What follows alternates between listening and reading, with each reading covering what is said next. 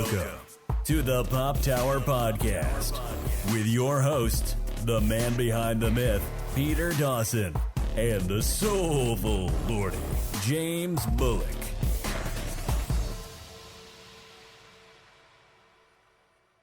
Hey, James. What's going on, Peter? You better be putting your weight on it. I think the ceiling's coming down. Yep. It is what it is. But make sure you always tell people that there's an angel dust factory nearby, so then they'll help you kick ass. Yes. I believe that is one of your bucket list items in your life, isn't it? I just want to be randomly running down the street looking for fights, and then just look for the guy who's fighting like the three other dudes, and be like, "Hey man, what's happening? Do you need some help?" And I'm like, "This is an angel dust factory," and then I'll know my destiny is complete. And then the band comes. You can hear the music. The band comes around. Exactly. All of a sudden, the 70s funk kicks in. So we're actually, this is funny because we're referencing the thing we're going to talk about last. But oh man, we'll get more into that later. But there was your tease for the final part of this episode. Because I am indeed Peter Dawson, and I am James Bullock, and we're going to talk about video games and movies. It's kind of that weird time of year where we don't really want to talk about TV shows too much because we're in the thick. Well, like even some of the stuff that just dropped on Netflix is like half a season. Yeah. Like I completely forgot about it until after we recorded that BoJack was dropping the first half. And, the first half of BoJack. Yeah, and I definitely want to talk about it, but it's like you said, it just feels so incomplete right now. Like I don't know how much we could talk about it. I know, and like of course we got a bunch of new shows that we could potentially talk about. But DC, for example, is building up the Crisis on Infinite Earths, and that will be done until January, which is really going to make the end of the year TV recap annoying. The much lauded Batwoman series. Yeah. Oh boy. TV. Anyway, but in the meantime, let's start with video games. So we're going to start with a game that I actually haven't had a chance to play yet, but James has. So I'm going to quickly do a brief intro based on what I've been able to research. Right. Which is Indivisible, was released by 505 Games. It was created by Lab Zero Games, but 505, who we, just before this podcast, confirmed were the people who have released games such as Sniper Elite. They had a few other big ones too, like Don't forget about Hulk Hogan. Payday. Don't forget about Hulk Hogan's main event. Oh yeah, Hulk Hogan's main event, of course. Arma. They had some Armored Core on there, but they also did Terraria and Rocket League. Yeah. So they had 505's a decently, I would say, they're doing pretty well for themselves right now. Like they did Bloodstained, which we talked about earlier this year. Yeah. And in this case, it just came out October 8th in North America. So, fair enough, I haven't been able to get it. But it's on basically everything from the looks of things. Yeah, the only thing it's not on right now is Switch. Like, they haven't announced when the Switch version is coming out, which I was actually surprised about because, it's not the type of game that you wouldn't expect wouldn't be on a Switch, especially from a graphical perspective. Like, it should be easily able to be on the Switch. Yeah, because it's kind of a retro-y action RPG. Mm-hmm. Yeah, like the research specifically likes the site Valkyrie profile. Yeah, that's the best way to describe it in that regard. It's very turn-based, very old school, but you have to be... for a certain example, like Mario and Luigi kind of style, where you have to be very precise on what you do, because each character has an association with the face buttons if you're playing on consoles. Like, say, if you have the guy in the back, he will be connected if you're playing on PlayStation 4, the square button. If you're in the front, you'll be the circle button. If you're at the top, you'll be the triangle button. If you're at the bottom, you're the X button. And by hitting those buttons, that character will be able to pull off a specific attack, depending on if you're hitting like up or down on the directional pad or not at all. And that's one thing I really do enjoy is the fact that if you hit up on the directional pad, it's an upward attack. If you hit down on the directional pad, it's more of a low base attack, and of course mid attack if you just don't hit anything at all. And certain enemies actually have like armor, so you have to mix up and down, high, low to break the armor, and then you can juggle them. So they'll be in the air, you can hit them once and juggle them a little bit, and then another character can come in and juggle them at the same time. So it's like very intuitive, and I was surprised like how much you have to be involved actually playing the game. It's not like a typical old school role-playing RPG. We just hit the button once, and let the thing play out. You have to be very intuitive. You have to be paying attention to what you're doing. Yeah, it's kind of like Legend of the Dragoon as well. Yeah, exactly. Like, that's another one, just off the top of my head, another game that did that type of thing. And, of course, Super Mario RPG, as you kind of hinted at. It's worth mentioning this game was also an Indiegogo title. Yeah, that's another thing that I think it was announced like in 2015 or so. Like yeah. a long time before we got an actual physical copy of it. Well, the campaign was finished in December 2nd of 2015, so right. Close to 4 years later. Yeah, but I mean, Bloodstained had that problem too. I think we're learning even the smallest games on Indiegogo and Kickstarter can still take a long time. Yeah, and thankfully it's not a Mighty Number 9 situation with this one. Yeah, and it also involved Studio Trigger. They did some of the work on the animation for it, and then even got, like we talked, another one we kind of hinted at was Secret of Mana. Right. Oh yeah. Yeah, because the music, I believe, is done by the same composer. So like, it's an interesting. It's got a lot of elements done by various. Because like Studio Zero or Lab Zero, sorry. The animation was all theirs, right? Yes, that's right. Yeah. So you got this nice 2D hand-drawn animation. And then you've got classic retro sounds from a fairly beloved RPG franchise. Yeah, I will definitely agree. Like, the soundtrack is really, really wonderful. It's great to listen to. Yeah, and then you've got a really cool animated sequence done by a guy who did, like, Little Witch Academia. Right. So it's like, because, Trigger's did Kill la Kill, Little Witch. I think it did Gridman, too. Yeah, I believe so. But they also shell out to video games a lot, because they did stuff like, they did the animation for Fire Emblem Fates.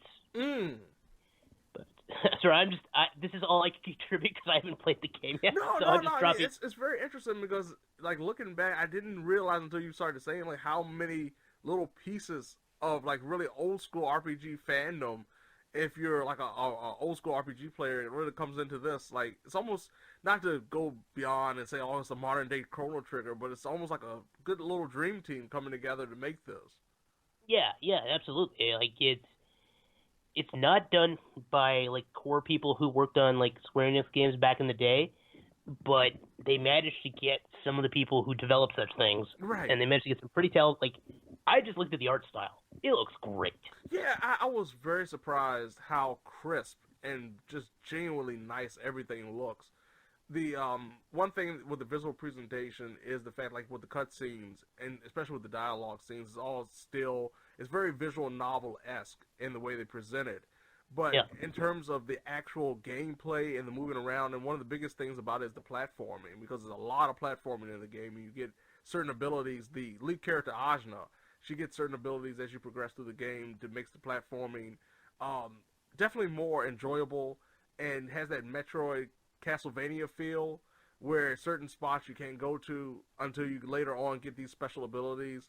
Like, one ability of hers is be able to break through the ground. Once you jump up, you can jump down and break through, that you actually don't get till pretty late in the game. So there are certain spots that you noticed earlier in the game that you wanted to try to explore and figure out, like, how to utilize it. Now I know how to do it, but you got to go back and do so. But it's not like it's a grandiose world. It makes it a lot harder. They have a ship that they give you in one of the areas about maybe 5 or 6 hours in, that allows you to travel around the world. But when it comes to, like you said, the art style, especially when it comes to the platforming and the presentation, it is so fluid and just so crisp and beautiful. Like, I was not, especially for something that, like, I know I told you about it, and coming personally, I didn't really know about the game until I started seeing a couple of reviews here and there for it. It's really a great, professionally made title that you really necessarily wouldn't expect to be as good as it is for where it's coming from. Mm-hmm. No, yeah, it just seems like a very solid, well-developed game, and I'm hoping they get more success from it. Just, yeah, and even having not played it myself, I'm like, oh, this is the kind of game I want to see supported. Right, and that's kind of one of the reasons I wanted to do this, because I've thoroughly enjoyed it. The only thing I've had some issues with sometimes is the platforming, but that's not unusual when it comes to certain games like this. There are moments where the platforming kind of gets the better of you. But when it comes to, like, just sheer enjoyment from not only the narrative but also the combat, this is like that perfect blend of old school RPG meets new kind of action oriented RPG, without going like full Final Fantasy 15, you know, where we're just like full blown action RPG, or to a certain extent Kingdom Hearts, but not done as well if you compare it to Final Fantasy 15. But yeah, I know you like 15 a lot more than I did. I still wouldn't say I loved it though. Right. But I just thought it was. Yeah, I still thought it was solid for what it was. Right. But this is to me like one of those sleeper hits for me of 2019. Like I did not expect when I rented it. I got it from GameFly. I just tried it out, and I did not expect to enjoy it that much. I was like, okay, I gotta buy this. I have to buy this. I want to have this in my collection. So I definitely, hands down, I give it. If you're especially an old school RPG fan that's been kind of aching for that style of RPGs that we haven't seen a lot in this generation, definitely pick it up. Oh yeah, and I'm really hoping the Switch version comes out sooner rather than later, because that's probably when I'll get it. Yeah. This is a perfect game for on the go situation. And one of the things that I do definitely appreciate about it, there isn't like a save anywhere, but there are save spots that you can go to, and they have a lot of save spots in the game on various areas. So it's easy just to pick up, play for like 15-20 minutes, save, and go about your business. That's perfect. Yeah, that'd definitely be good for on the road then. Stuck on a train.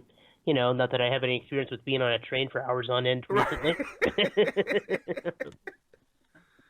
Man. But I guess on that note, we should move on to our next subject. All right. Yep, no, but definitely check out Indivisible if you haven't yet. Like I said, I'm super gung-ho to play it, and I still haven't.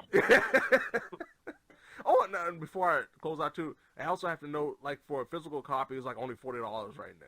That's great. Yeah, that's the base price. That was the asking price when it first came out. So I mean, it might be a little bit cheaper by the time you get it, or it might not be. But even then, still $40 is $20 cheaper than the average $60 game that we get now. And like I said, of course, for you, a little bit higher in Canada. Yeah, but even digitally, I imagine it wouldn't be that bad. Yeah, I think digitally it's the same price. So yeah, look, I spent $30 on Collection of Mana. I will.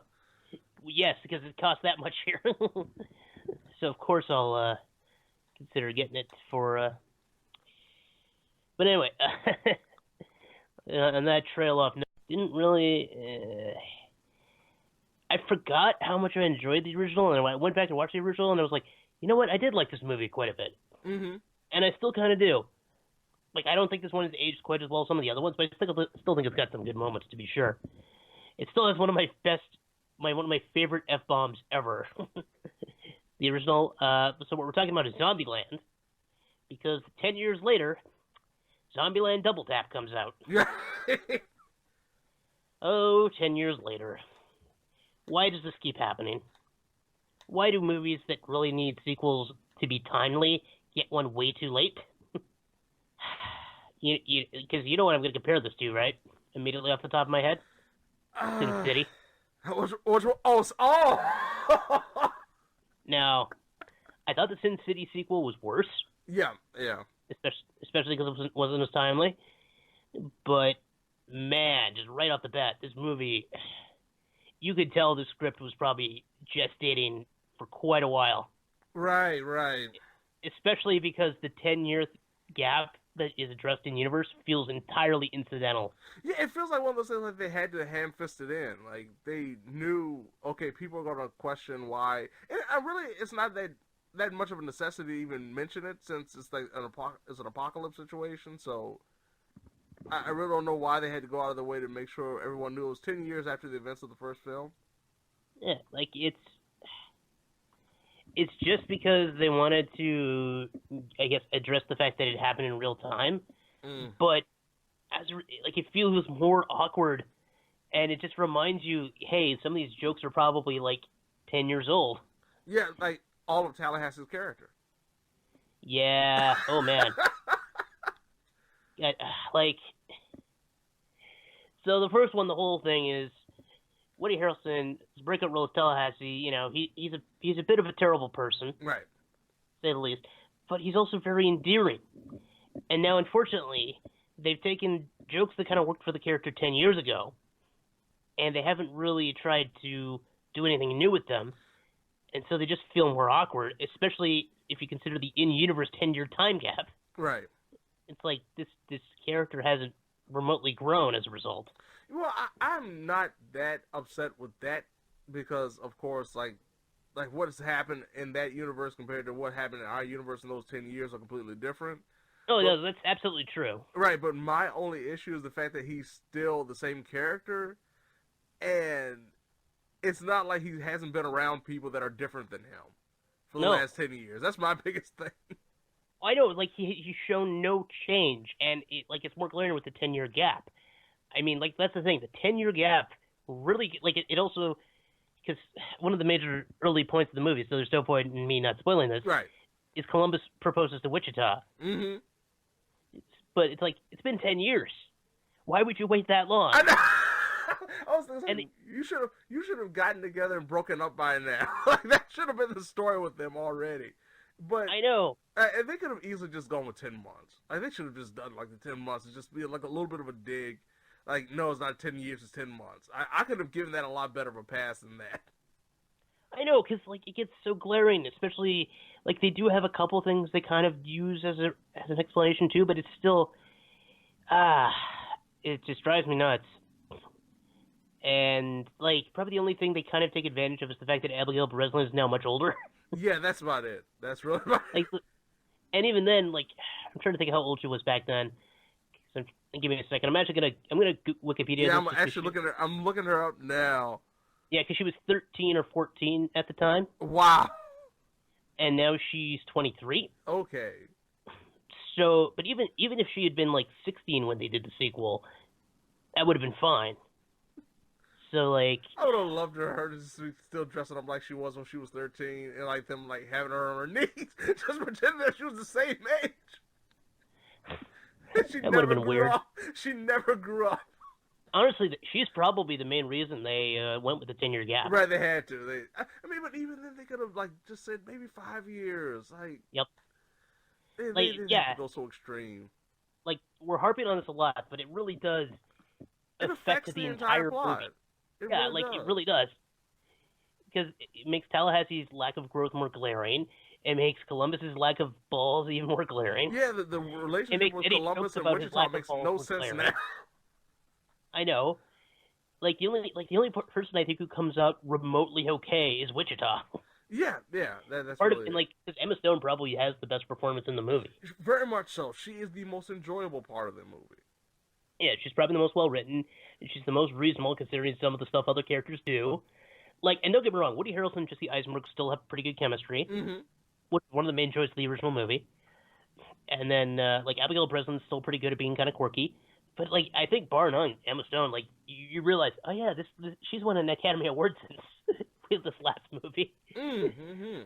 Yeah, that's the most amazing thing when you think about, like, how they were viewed in Zombieland 1 and how they are now. And when you think about their careers, it's amazing, like, the quality that has come from that original movie and how it's transformed into now. And it almost feels like it's amazing when you really think about it. Well, yeah, because, like, even just like Woody Harrelson doing True Detective, or and then Eisenberg doing something else, Social Network. Yes. And then of course Emma Stone, like, just off the top of my head, recently she did The Favorite and yeah, I was about to say your movie, La La Land. Yes. The Favorite in particular, oh boy. Yeah, I was about to say The Favorite. That was like the first thing that popped in my mind. Yeah, and I'm trying to think what else Breslin's done. She's done quite a few things. But the only thing I can think of right now is Scream Queens, and that ain't right. No. And then they do introduce more humans, and again, the 10-year gap makes it more glaring. Yes. Especially with one character that they introduced that has no way in the world she would have survived this long. Are you talking about Madison? Yes. Yeah. Oh boy. Like dumb luck is something that will get you through a lot of things in life. But this ain't one of them. 10 years of dumb luck. 10 years of dumb luck. Literally. Yeah, don't forget, food expires. I know, like, okay, this is the same problem I'm having right now with The Walking Dead. Like, that kind of situation. Yep. Like, this Walking Dead has this problem too, absolutely. Yes, it makes no sense. It makes absolutely no sense. Poor Zoe Dutch. Just, this poor woman. Like, she's a fairly talented actress, I would say. Right.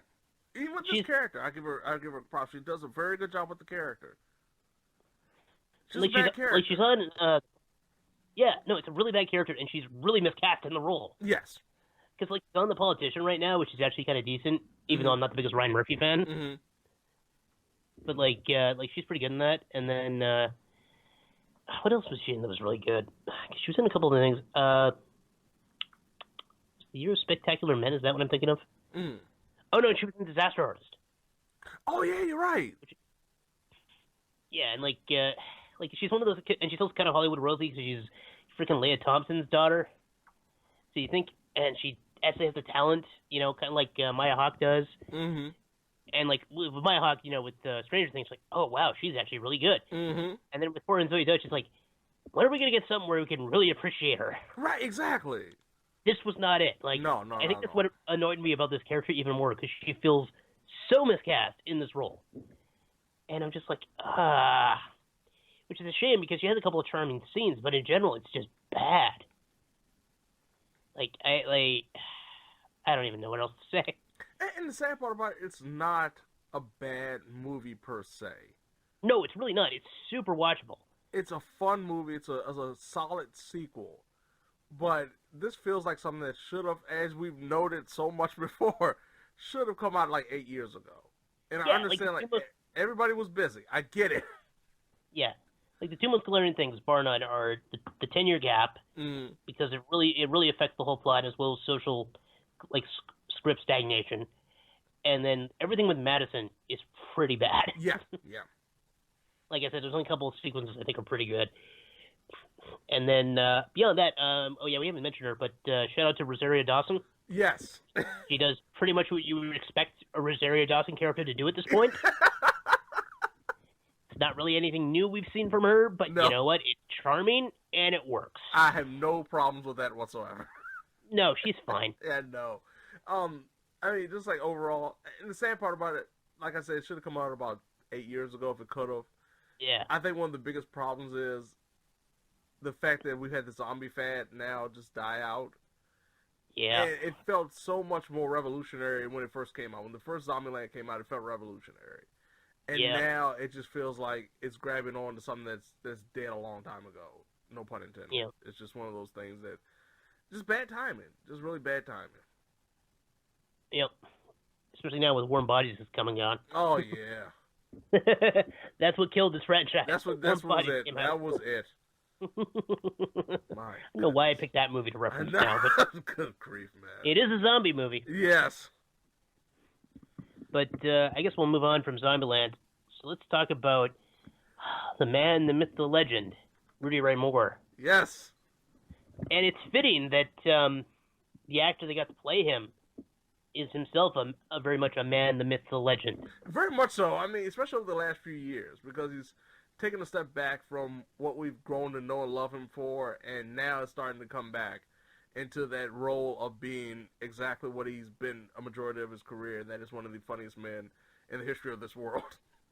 Yeah, but like he's more calculated now, because I mean, we got some clever stuff with him back in the day, and some of it was very edgy. Like I always remember his SNL sketch where he put on whiteface, which was a very interesting racial commentary comedic bit. Like I really love showing people that, and it's like, and it was just like, oh, you would never make that today. I'm like, well, I still think they could, right? But like it shows the right level of edge, if you consider dressing up as another race to be edgy, and with social commentary in a comedic fashion. Like that's great. And of course, he also did some stuff that has not aged well, like most comedians. Yeah. I'm going to say, like, even other comedians that are in this movie have done stuff that has not aged well. Even the beloved Keegan-Michael Key and even the beloved Craig Robinson. Have done stuff. Yeah, I was going to say. Titus Burgess has. I was about to say, like, Craig Robinson is one of my favorite actors, just from the fact he's one of the funniest people you ever see on the screen, big or small. But like I said, some of the stuff he's done has not aged well at all over the last few years. I thought we should qualify that since we're talking about Eddie Murphy, but I mean, I know they love to bring up some of his controversial stuff. Yeah.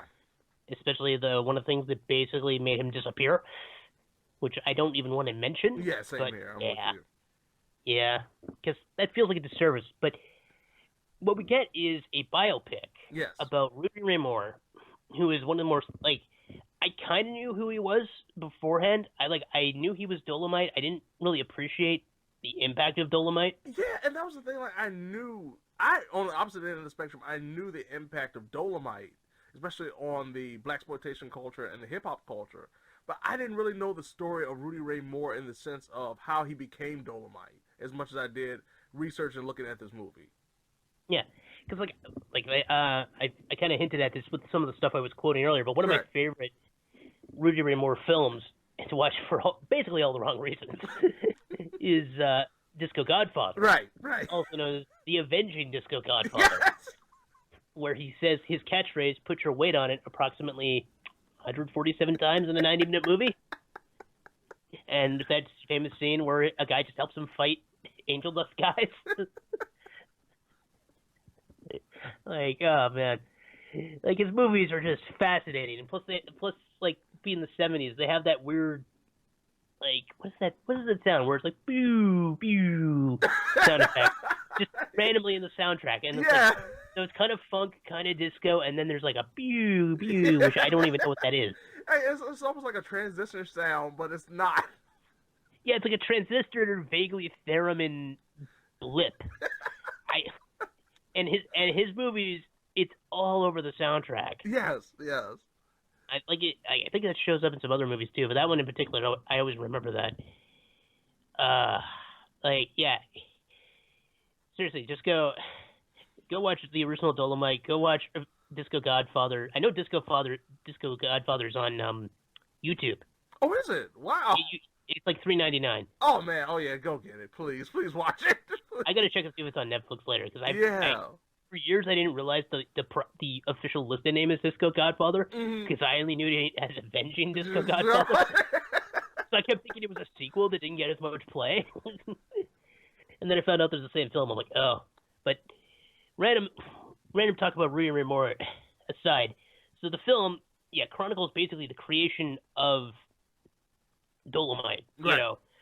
So it's a very focused biopic in that respect. It's not like I'm trying to think of another example. It's kind of like 42, where it was very focused on Jackie Robinson's first year of baseball. Yeah, good point. Yeah.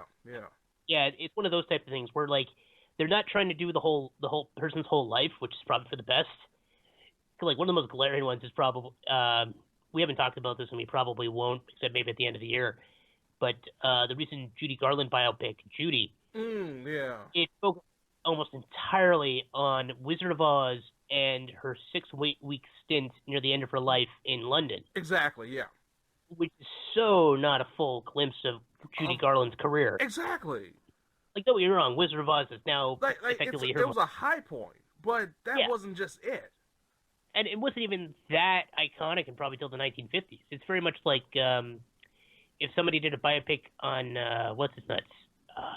Jimmy Stewart and only focused on It's a Wonderful Life. Wonderful Life, yeah. In this case, no, they picked the right movie because Dolemite, like I said, I don't fully appreciate how important it is. They do a good job of explaining it in ways that are true. First of all, yes. Like they don't try to pretend to make it important at the time or anything like that. No. They set it up very well and they touch in on the stand-up elements as well, related to Rudy Ray Moore, as well as his, because like he started a record store too, right? No, he was actually working at it. Okay, right. Yeah, he was working at a record store. I mean, it was a situation where he explains it very early in the movie, like, and like so many other people go to Los Angeles and you have this dream of making it big, either as a musician or an actor or a stand-up comedian. He was trying to be a musician in his case. And his thought was like, if I work at a record store, this will be my foot in the door. And here I am, 8-10 years later, still doing the same job, going nowhere. And he's trying to like stand up at these at this one club, and he just stinks. Like he does terrible. Like every character he tries to come up with is absolutely terrible. Yeah. Which again, you start to see why they even cast Eddie Murphy in this role. Right. Because I'm sure to a degree, like, it's like, what if Eddie Murphy wasn't successful? Yeah, and it kind of is like, it almost kind of makes me think of like how some of the Eddie Murphy characters would go over now. Yeah, that's a really good point. The fact that, and one thing I've always been interested in is like how a great actor can do acting very badly on purpose. And in the case like Eddie Murphy, he's a great comedian who knows how to do bad comedy, how to do comedy very badly on purpose. And the way he did it here was absolutely marvelous. Like, if this was a pure example, like you said, if Eddie Murphy couldn't make it, if he couldn't hack it, if he really wasn't that funny, and just couldn't come up with like his own stuff, be himself on the stage, and the end result was him just pretty much listening to a bum, and taking stories from that guy, which is, according to Rudy Ray Moore, exactly how he came up with the character Dolemite, which I greatly love the idea of. It just wasn't this absurd moment, it was something that really happened. And for those who have been around situations like that, when you see like just homeless individuals, people that may be mentally ill or just drunkards or something like that, you see them saying like this crazy stuff sometimes. And I love the fact that he turned it around at pretty much when he decides he's going to take the character Dolemite, and the guy that he encountered that was the homeless individual that was talking about Dolemite, this character, he tells him about it, and he's very upset. The homeless man is very upset, not because of him taking the idea, but because he thought he had done something wrong. He had kicked him out of a store or something. So, like, just little things here and there I absolutely loved, like the little interactions, the character interactions. And for a cast, beyond Eddie Murphy, like we said, we talked about Craig Robinson. Man, what a cast. Oh, yeah. Well, freaking Keegan-Michael Key, Mike Epps, Wesley Snipes. Yeah. Chris Rock is in a bit of it. I'm trying to remember, how many scenes is he in? Is it just one? Oh, yeah, he's doing the DJ spot, yeah. Yeah, like he's a significant role, but he's only in the one scene. Right. And then Odenkirk is I was about to say Bob Odenkirk. Yep. And we mentioned Titus Burgess. Yeah, he's in there too. Yeah, he's in there too. That was really good. T.I.'s in there. I was about to say, this one that shocked me was T.I. because he had like this full wig on, this full facial hair, this full beard and everything. I said, is that T.I.? First I heard the voice, was he has a very distinguishable voice. And of course, we have to mention Snoop. Another one. I think we have to mention Snoop. Yeah, I was about to say another one with a very distinguishable voice. When I first said, wait a minute, I said that's so cool because Snoop has talked about Dolemite a lot in interviews, especially like in his earlier career as a rapper. And it's funny like seeing these kind of tributes from guys that have represented and talked about the influence of Dolemite in the hip hop community being involved in the movie in itself. I thought was really good. I know, because like Dolemite, like this is the thing I don't think I fully appreciated. Not only was a key figure in essentially blaxploitation, but just like hip hop and rap in general. Right. And it's amazing because I know it's always been like that argument, not to get into like a music debate here, but it's always been that argument about like the realism of hip hop, especially if you're a rapper and you're talking about this, have you lived this and everything else. And Dolemite was really, in the case of Rudy Ray Moore, very forward in the fact that this is a character that I'm portraying. I've never done any of these things. It's just a gimmick. But it is based in stuff that has happened, not necessarily to me or I've seen, but to people that understand or relate to it. Yeah. Like, I'm just trying to think here, too, because I'm now thinking about the history of blaxploitation, because Shaft came out in 1971, which was very much, like, not only was it a blaxploitation film that very much cemented Richard Roundtree as the man, right? But like it had a freaking Academy Award-winning soundtrack. Oh yes, which I think is always worth mentioning. Like this genre, and and that was 1971. So like this film that came out 4 years later, capitalizing on a wave, and yet becomes such an iconic element in its own right. It's very fascinating. Yeah, it really is, and. Like you said, one of the biggest things when it comes to Rudy Ray Moore and the presentation, especially through Eddie Murphy in this movie, is the fact that he is as absurd and as egotistical and as just over the top of a character. He's still rooted in the fact that I'm not like the stereotypical blaxploitation or even an action hero. No. From a physical perspective, from the way I carry myself, I'm not that guy. And yet, the charisma and the attitude, and like just sometimes just like the worst writing possible, just makes it work. Yeah, I know. Like, there's something about it, and it really, it just always, it's worth mentioning, by the way, anyone who worries that Eddie Murphy might be miscast, first of all, no. No, not at all. Second of all, Eddie Murphy is, 58 right now? Yeah. And Rudy Ray Moore, when he made Dolemite, was 48. Yes. So I mean, yeah, he's stretching his age a bit, but no. No, he's fine. He's more than fine, really. This is a very good performance. And I kind of hope that they'll get over the fact that, it's a Netflix movie and hopefully get him a nom. Yeah, I definitely agree with you on that. I'm so happy that it turned out the way it did. It wasn't any shortcuts taken. I love the fact that it just felt so much like not only a period piece, but it just felt like this great ode to that era, and both the presentation of the movie within the movie, and the fact that, like you said, just the idea of Eddie Murphy not making it and just kind of tapping into that. Maybe those fears that he ever had from all those years ago before he became this megastar, he was able to still tap into that and display it all these years later in a movie about a guy that had such a big influence on something that really didn't even exist when this movie came out. Yeah, I know. It's insane. To just think about, I think it's part. I just want to think about how this captured the public's imagination. It's hard to really say. The film tries. Because, and that's one thing that's one thing I think they did kind of address when Rudy, in the case of course Eddie Murphy playing Rudy, talks to the people that helped finance some of his work. And they explained to him, you've been working toward the 5 blocks of people that you live around. And you now want to try to do more of a global or at least a national expanse. And it's amazing to think that really him working toward that 5 blocks of people created a whole wave and a revolution to a certain extent that influenced an entirely different culture, which is amazing when you think about it.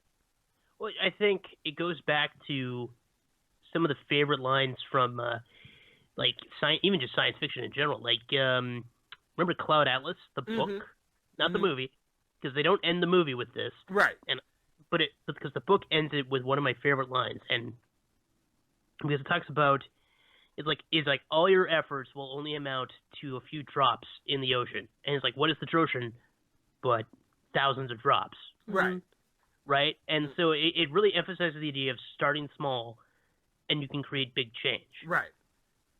And I think that's probably one of the things about the spirit of this film, beyond just the fascinating history of this film that somehow captured the imagination for people, so many years later. Because, I mean, in a lot of ways, it's almost like, what if The Room was more culturally significant, you know what I mean? Yeah, because it's ultimately a film people love to make fun of, and in this case, Dolemite, we of course would make fun of it nowadays.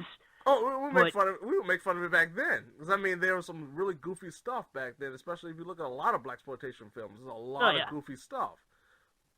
Even Chef. Oh yeah, very much so. But nonetheless, it just really beyond just the concept of, hey, look at this terrible thing we made, it captured imagination and was a force of change. And it's even in ways it didn't intend. It goes to show even bad art can be, influential, positively influential. Well, yeah, because the old saying, which I do in general agree with, is that bad art is a distraction, great art changes people. Right. I think it shows that that's not an absolute. Mm-hmm. Because any art, if it reaches the right people, can, and that's all right. I'm just gushing over the beautiful sentiment of this now. Yeah. Oh yeah. This is always something that resonates with me personally quite a bit. I'm a big sucker for this type of theme. I mean, that was one of the things that I thoroughly enjoyed the most about the movie, was that middle portion, that second act, when they were showing the hard work they were putting in just to try to make this movie that would become Dolemite. Yeah. There were humorous moments, yes, but there was some tremendous hard work put across the board by his friends, people that he didn't know. There was the questionable segment, they bring in the white guys to come in and help, and everybody's why are they bringing them in to help us? And it's we have to make sacrifices. We had to put in this work to try to do something that could be, that we don't think necessarily that's going to be as big as it is, but it's something that we, in our heart of hearts, have to do to feel like we've really done something in life. Like, this is what we want to do, and we have to put that work in. And they really display that, which I truly, truly appreciated. Mm-hmm. Yeah, I don't know if there's much else to say at this point. I'm so happy with this film. Like, I walked away very, very satisfied. Like I say, it's a nice mix of comedy. There's a nice with not only just the comedy, but like you said, just that emotional sentiment that you would hope for a movie like this, and you did get it. Yeah,